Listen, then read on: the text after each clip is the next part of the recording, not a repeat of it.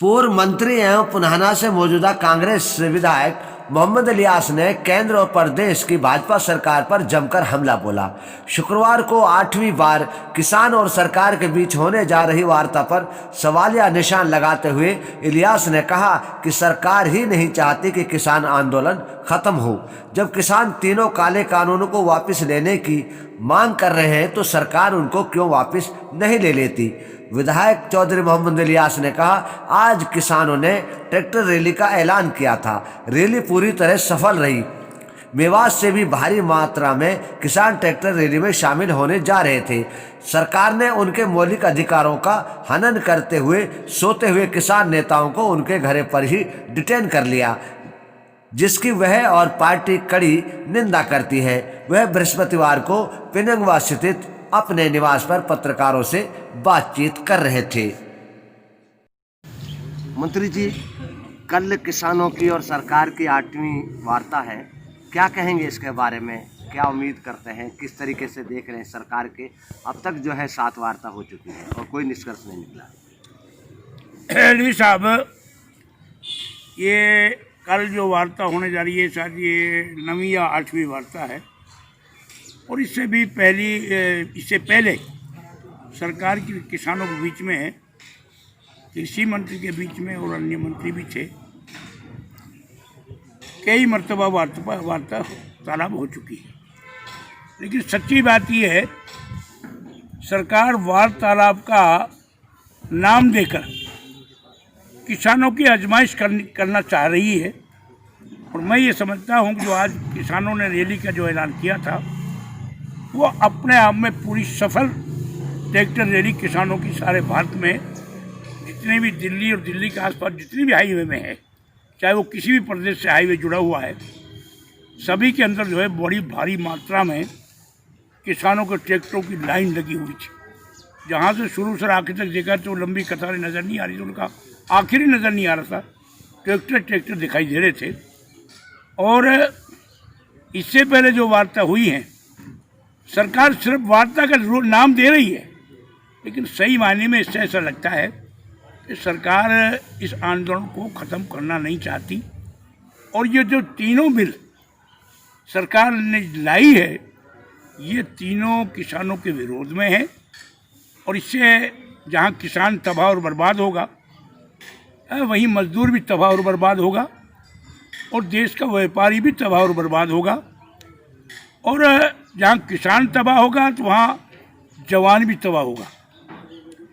जिस देश की अर्थव्यवस्था 80% अर्थव्यवस्था किसानों के ऊपर, कृषि के ऊपर आधारित है, तो जाहिर सी बात है देश की अर्थव्यवस्था भी जो है वो चरमा रही है और आगे भी चरमाएगी। तो क्या ढोंग रच रही है क्या जो वार्ता के नाम पे?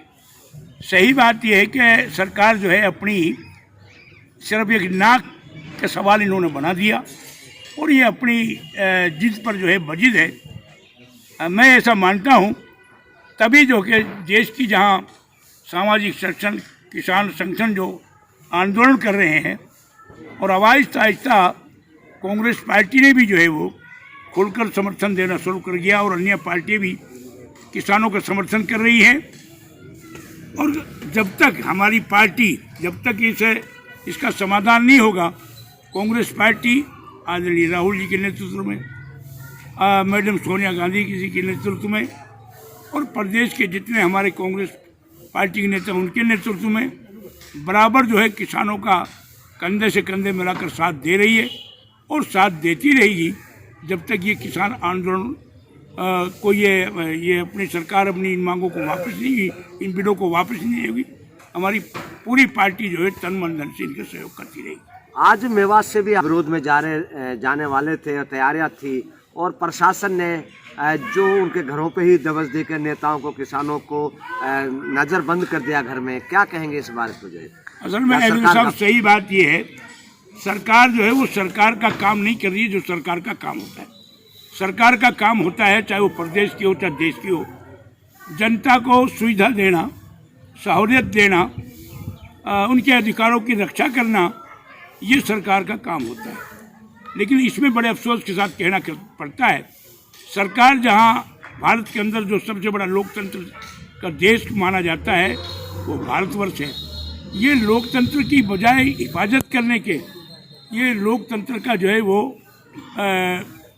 एक किस्म से हत्या कर रहे हैं लोकतंत्र की, क्योंकि ये तो मौलिक अधिकार दिया हुआ है, चाहे वो किसान है और चाहे वो भारत का कोई और नागरिक है।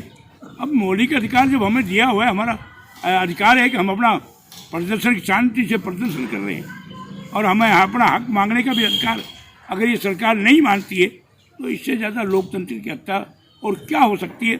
आज जहाँ पूरे देश में किसानों ने ट्रैक्टर से अपना प्रदर्शन किया रैली निकाल कर, तो मेवात से भी काफ़ी तादाद में, हज़ारों की तादाद में यहाँ से किसानों ने अपनी पूरी तैयारी कर रखी थी।